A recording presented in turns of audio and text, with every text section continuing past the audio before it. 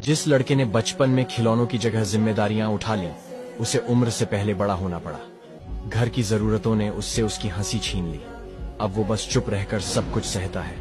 लड़का जब घर का अकेला कमाने वाला हो तो उसकी आंखों में सपने नहीं, जिम्मेदारियां होती हैं। जिस लड़के ने माँ बाप का ख्याल रखने के लिए अपनी खुशियां छोड़ दी, उसका दर्द कोई नहीं समझता।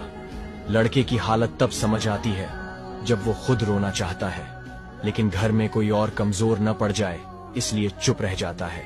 सब सोचते हैं कि लड़का बाहर जाकर काम करता है। कोई ये नहीं समझता कि वो हर दिन खुद को थोड़ा थोड़ा मारता है। वो लड़का जिसे कभी किसी ने गले नहीं लगाया, आज सबको थामे हुए है, क्योंकि वो घर की रीढ़ बन चुका है। घर की दीवारें खड़ी हैं क्योंकि वो लड़का खुद गिरकर भी मुस्कुराता रहा।